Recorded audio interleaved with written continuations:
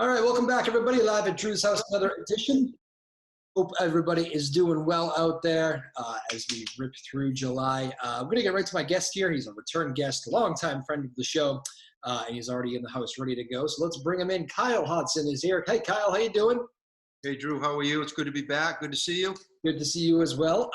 It's been a little while. First of all, since the last time we talked, just over the past week or so, there's some big news in you and your family's life. Congratulations to Cody, who we had on this show, drafted by the Marlins the other night. That looked like a lot of fun. Yeah, it's Cody's worked really hard, his entire life to get to this point. Had a great experience at Exeter High School, public school, had a great experience at Boston College. Coach Gambino really did whatever he could to support him and make him a better player. But Cody's put a lot of time in, and to watch the draft process on draft day and see all the behind the scenes things that happen, it's really cool, and we're really proud that Cody gets to experience this now. And I don't know, he's negotiating, so we don't know where it's all going to land, but it's pretty cool, and we're really happy for him. So he's your nephew. What's the last name, just so people, when they start seeing him become a pro? Cody Morrison. He's my sister's son, Cody Morrison. Yes. All right. What was that like? Hanging? You guys were all, it looked like, in a living room watching them read the names, or what? Yes, he just had basically immediate family and a few teammates, and Coach Gambino came from BC. And we were watching the draft live, and Cody was on his phone off and on with his agent, and there were a few teams in the mix, and we're thrilled. He's on the East Coast and has a chance to play middle infield in the Marlins organization, if that's the route he goes. Do you know before they announce it who he's going to? Like, did he get the call a few minutes before, or? Yeah, he had been in contact throughout a couple of days, and there were a lot of things in play. And if you watch the draft closely in the beginning rounds, some players were picked who weren't projected to go there, and then there was a domino effect as it went along. But yeah, he has an idea. He may not know it's going to be the Marlins, but he may know it's down to a few teams. But definitely a pretty cool experience that not many people get to experience. And my last question on Cody, because it is a very unique thing to be a part of that. I've never been in a room where I know somebody who got drafted, so it's a pretty cool thing for you too. But I remember coming out of college, and I would not be ready to. It hit me when you said he was talking to his agent. I wouldn't be ready to be talking to my agent out of college for anything. Was there any part of it where he was overwhelmed by it, or a lot of people helping him, I'm sure, but. Well, there's a lot of people that want to help him right now, and I'm not going to say he was overwhelmed, because he prepares for everything, but he's just unsure of what's happening next. Like, I think he's going to Miami today, and I don't think he may find out where he's being assigned today. And if it's Jupiter or Jacksonville or Wisconsin, where does he live? There's so many unknowns. But that's part of it. That's the fun part, and he'll figure it out, and I'm sure he's going to work hard and do well. Well, I hope you guys all had a blast the other night. It looked like fun. Yeah, I will tell you too, Cody ran a camp for us 2 weeks ago in Newburyport. Oh, no kidding. He ran a youth camp, and every camper received a signed baseball, and they knew that he was projected to be drafted. So it was really cool to have him on campus and working with our Newburyport community. Oh, that is fantastic stuff. I'm glad you told me that. All right, let's talk. What a year it was. We battled a pandemic. We battled canceled games. We battled hybrid learning. We battled all sorts of stuff, but seasons got in. I know your spring season, that was a lot of fun for Newburyport. Seems like you guys had teams battling all throughout every tournament. Tell me a little bit about how the year went. Yeah, I mean, we had a fantastic year right from the fall, right from the start. I will say that our senior class was exceptional, both with the way they performed and their leadership, the quality kids that we had. So that helps when your leaders are that way.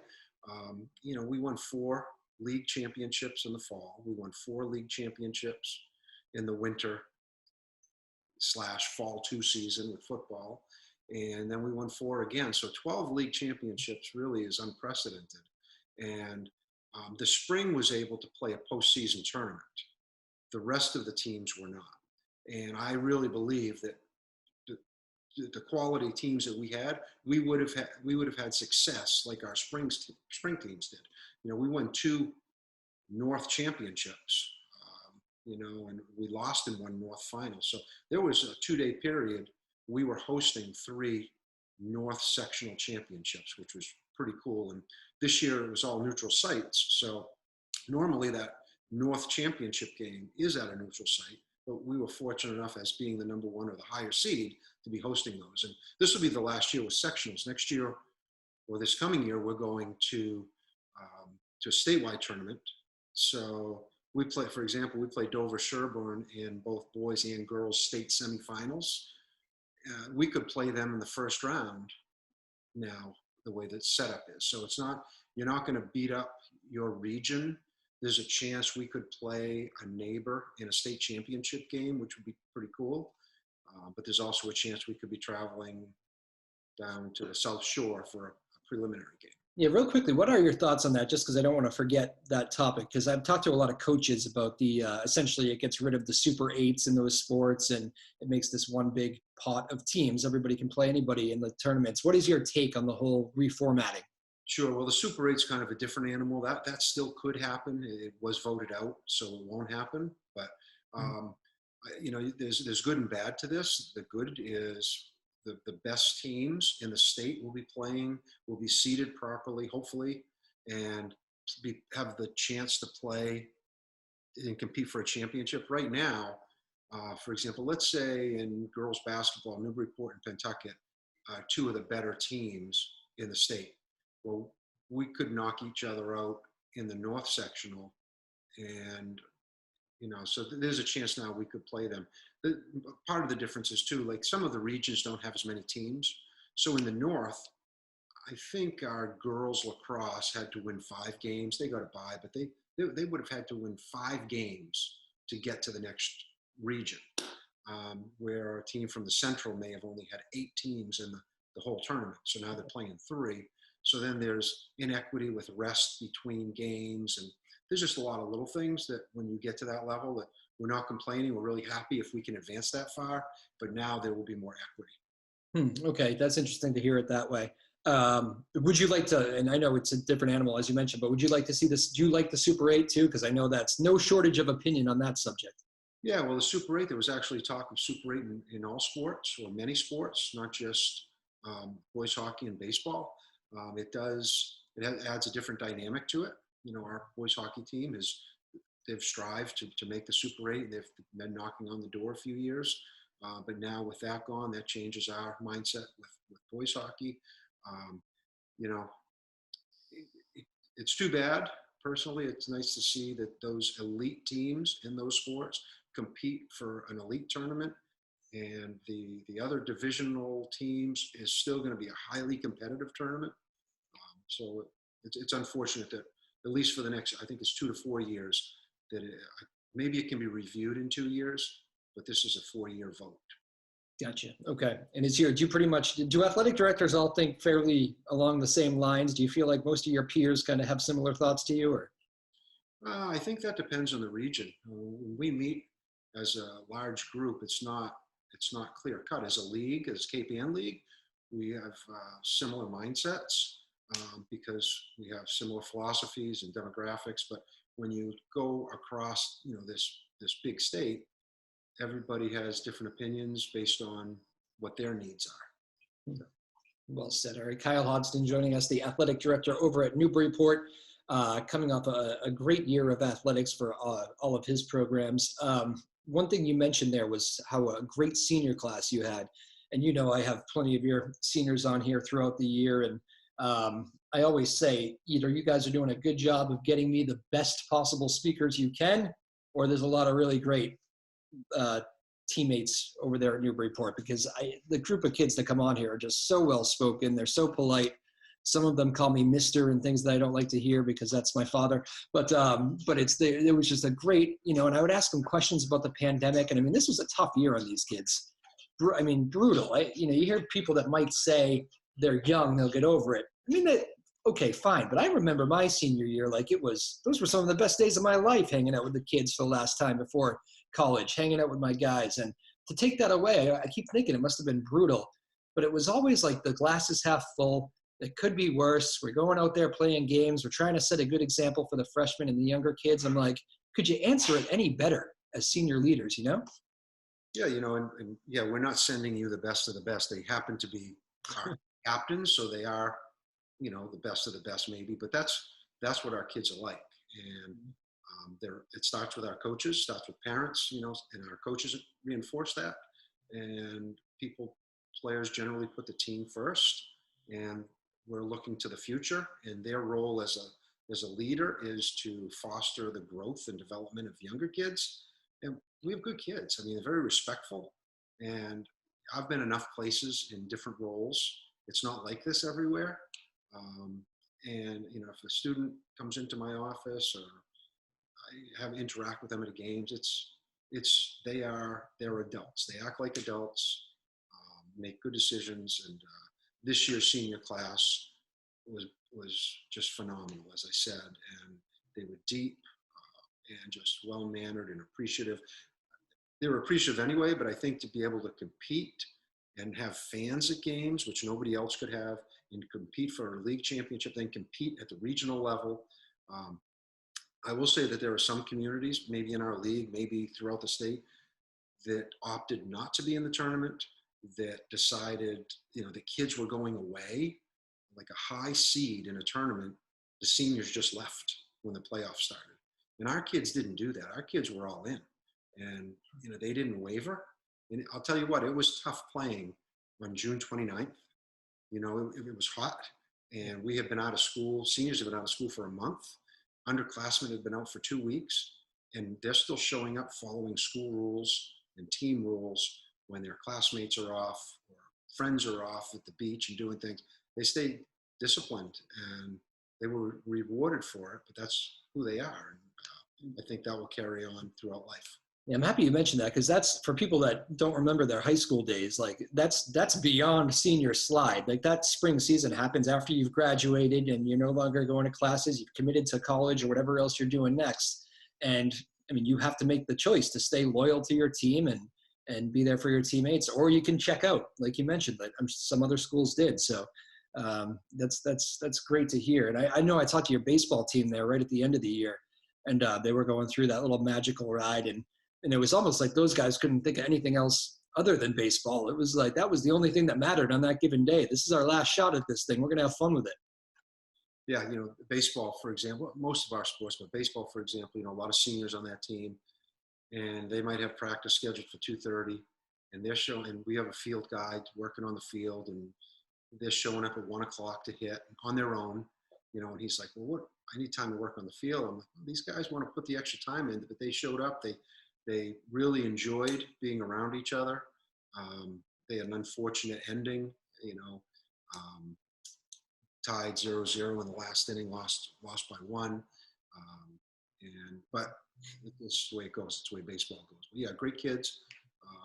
And they, like you just said, they enjoyed being around each other. And I know that Coach Rowe really enjoyed going to practice every day and was excited to be around that group.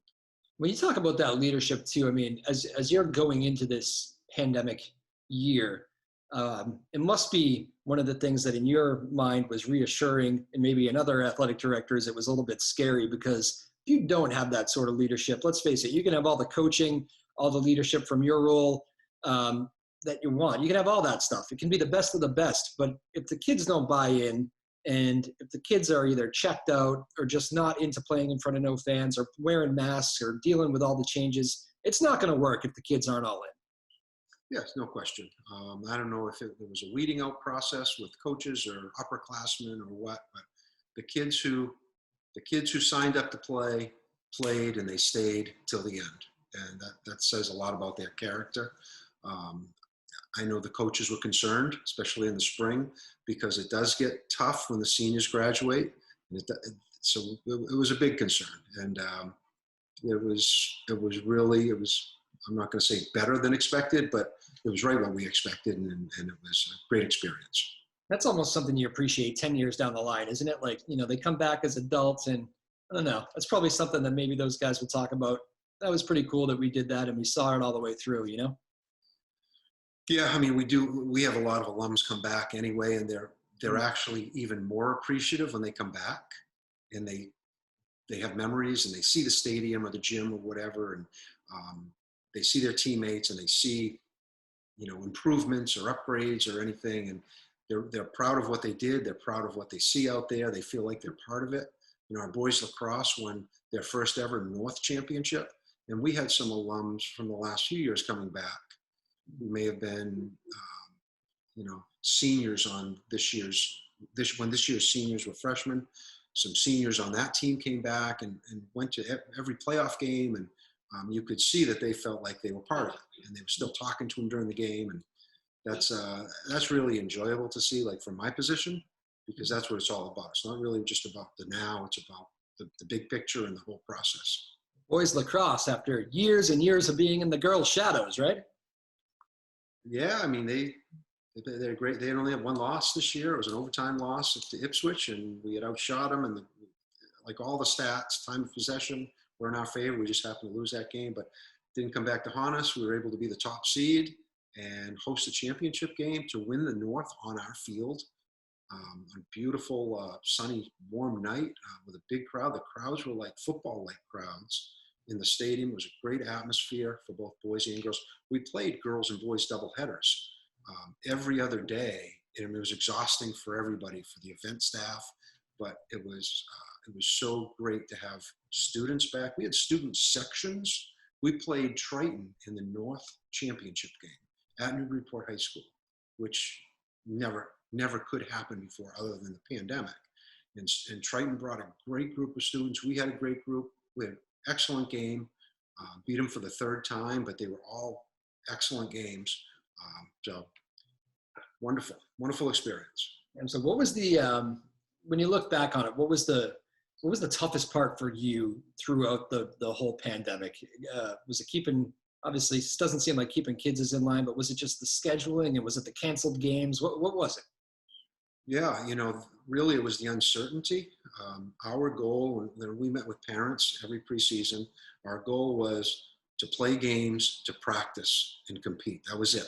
There were no like championships or questions would come up when spectators come. Those were not our concerns. Our concerns were for our athletes to practice each day and play games and complete the season. And there were so many uncertainties along the way, with teams shutting down. We had a volleyball semifinal match. We're warming up, and the visiting team is there, and there's a positive case, and our season's over, just like that. We had a boys basketball game. We're warming up, and the opposing school calls us on the way and said they just had a positive case. We go home. So those are the things, the uncertainties, not knowing when you're going to play. So we actually move games from the end of the season. If we had an open date and someone else had an open date, let's play, because there's no guarantee we're going to play then.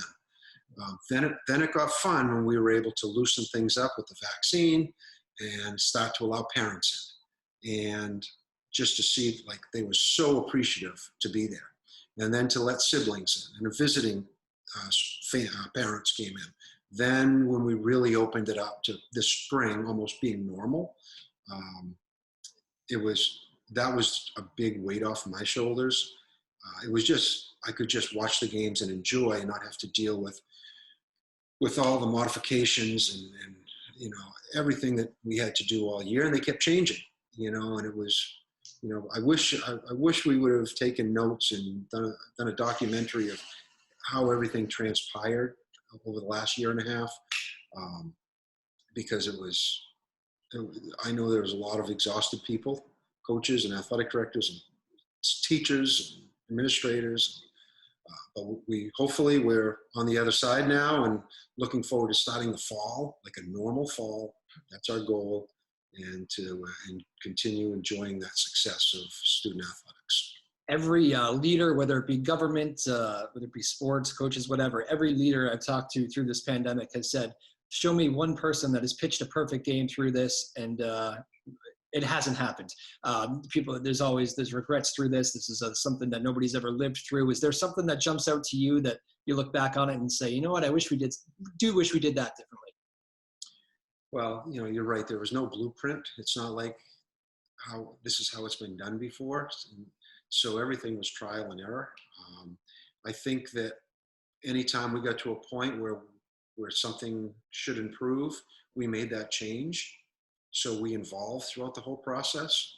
I'm not sure, and I really wish that we could have had spectators in sooner, but we couldn't for many reasons. But it was really nice to watch the athletes. It was really just like pure athletics. They didn't get caught up in anything else other than playing.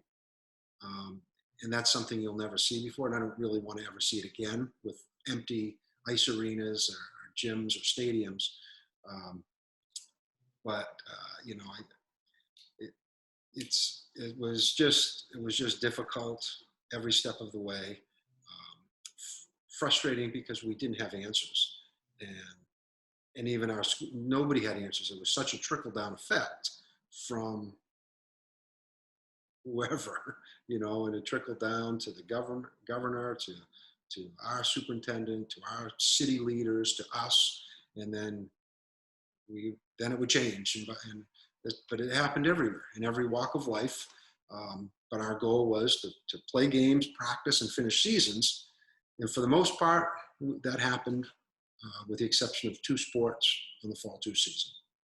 I can imagine that you had to deal, you mentioned this is a lot of, you're dealing with a lot, not only those student athletes, but also the parents. The parents go through this with the kids from, the little leagues all the way through, and just youth sports. And this is a big time for parents too, especially with seniors and wanting to go see their son or daughter's final games. And I imagine you had some tough conversations with those parents too. I know you did a great job with live video and stuff, much better than some other communities. Newburyport did a great job with some of that stuff, but still that aspect of not being able to go into a building or go to a field and see your son or daughter's last game. I imagine you had some tough conversations on that. Yeah, it was tough. The parents were respectful and they understood. They didn't always agree, but I didn't always agree with what I was saying either. I would not let we would not let spectators in to say one of our events, and then I would leave the event and I'd go want to watch my son play. And now I'm on the other side looking at him like, boy, that's really tough. Not being able, I have a younger son. It's really tough not being able to go see them. So I understand, and I understood where the parents are coming from, and I told them that. And I told them to be patient, and we had a plan, and it really all worked out the way it should have. And we finished strong, but that's it was especially in the fall, it was tough. We have this big, huge open stadium, and we just couldn't. We did what we could to try to accommodate our parents, but we weren't allowed to. Absolutely. Again, I'm joined here by Kyle Hodsdon, the athletic director over at Newburyport. Give me the one storyline that kind of like the surprise, maybe it didn't get enough press. What was the big storyline from the spring that you felt like deserved a little bit more talking about?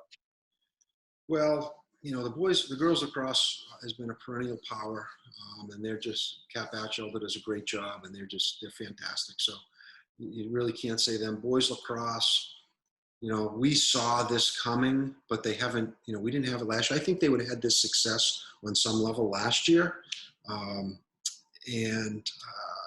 But still, for them to go out and do that is a great accomplishment, but it really wasn't under the radar. But it was their first championship, so that's notable. Girls tennis have won, I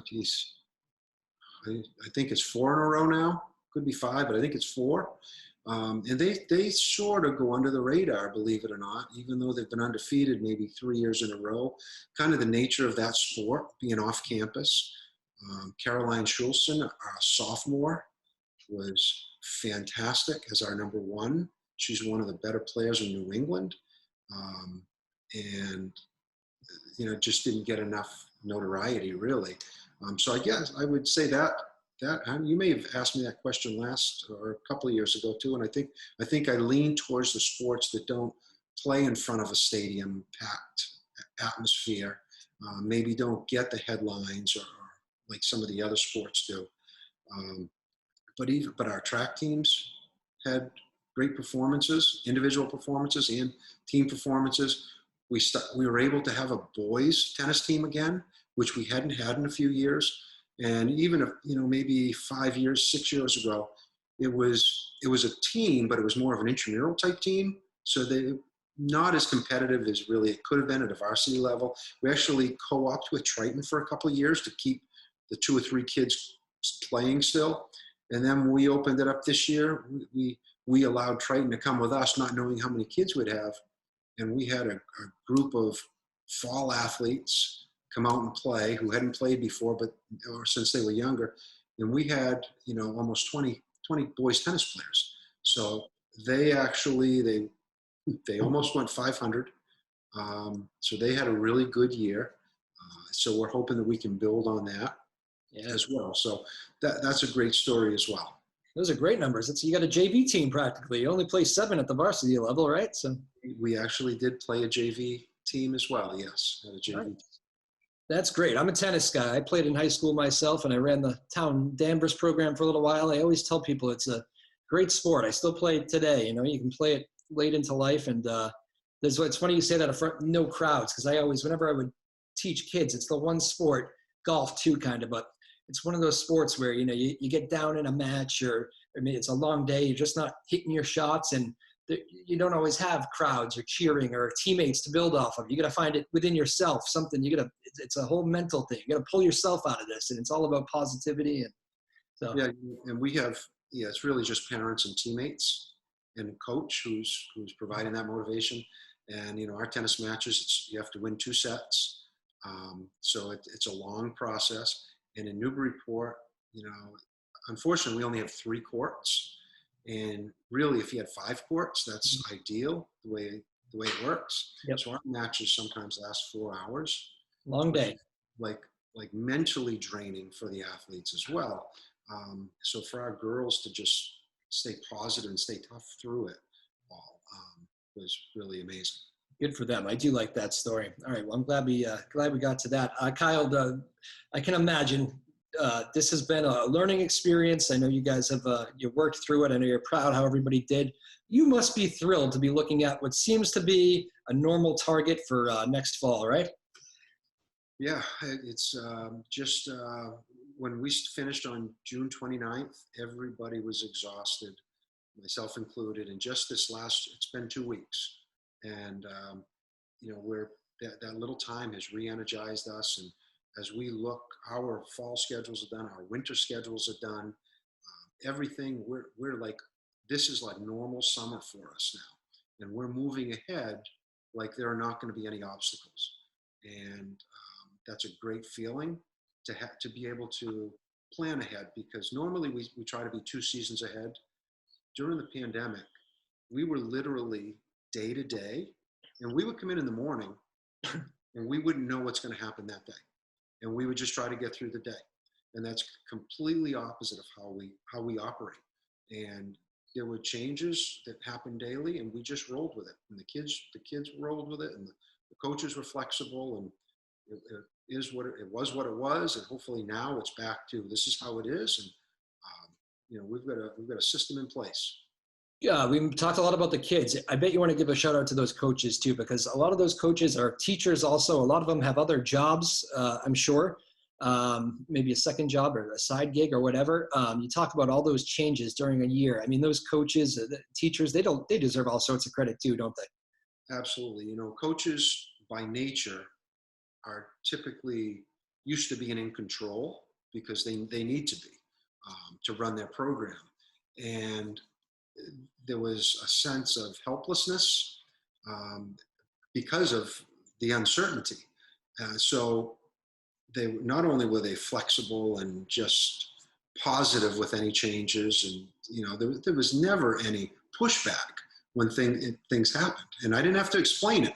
And sometimes I didn't. It was just too long to explain. It was just, we're moving the game at this time, or the game's not being played today. We're going to play tomorrow. Like, okay. Can we practice? Yes, you can. No, you can't. And they went with it. But, I've always said I think we have the best coaches. They're great people. They care about the kids, very knowledgeable. And that's not just varsity coaches. Our JV and what we call JV2 freshman coaches are the same thing. We have quality people in these positions. And in some of our sports, we have former head coaches as an assistant coach. In fact, Ed Gaudiano, our longtime head coach from 6 years ago, who retired, he came back and was an assistant for us this year. So Football, yeah. the knowledge that we have on our staffs is fantastic. Great stuff. What are you most looking forward to in the fall? Is there one team that we should be looking out for? One program, whatever? You know, I think it's going to be consistent to what we saw last year. I think, boys soccer really has it going. And I know they've got a lot coming back, but field hockey and girls soccer and volleyball, we lost Sydney Yim. She was the Gatorade Player of the Year in Massachusetts, which is the best player in the state. She's going to Purdue, and she came in and really brought us to a new level. So we lose her, other kids are going to have a chance to come up. Golf has won, I think, 3 Cal titles in a row, and we expect them to compete for it again.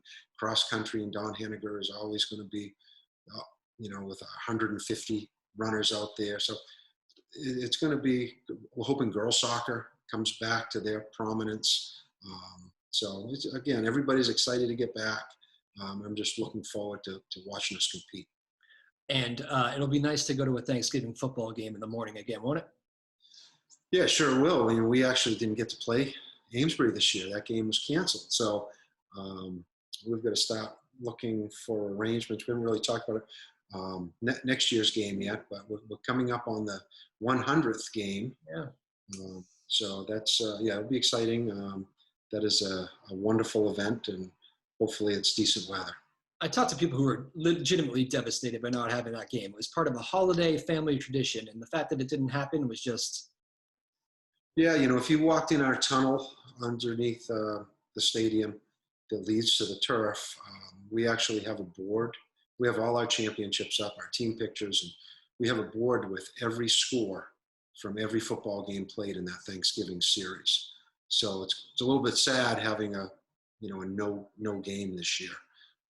But a lot of people take pride in that, and I know our athletes don't want to be the one that we have an N if Newburyport wins, and we have an A in the score if Amesbury wins. And their goal, they take a lot of pride in making sure that there's an N up there when that game is over. Great rivalry. Well, let's hope we can get back to it. I'm sure we will. We'll get back to it next season. It'll be great. Kyle, enjoy your summer. Please wish Cody all the best. He was a great guest on our show when he jumped on. And how about that? MLB draft. Pretty cool, huh? Yeah, that's pretty cool. I'm sure you guys, you smile. Sorry, I spoke over you. Say that again? No, I'm just saying we're looking forward to watching his journey and seeing how it all plays out. Yeah, going to go travel and see some ballparks maybe, huh? That's it. There you go. Kyle, have a great summer. I always appreciate the time in our conversations, man. Thank you very much, Luke. Bye, Kyle. All right, there you have it. Kyle Hodsdon, good man right there, athletic director at Newburyport High School, coming off a crazy year of school and athletics and all that stuff. But hopefully looking forward to a regular fall season with sports getting back to normal, classrooms all normal. Keep our fingers crossed that that is the way it goes. And that's the way we go into the weekend. Live at Drew's house, another edition. Thanks for tuning in, everybody. We'll see you. Bye-bye.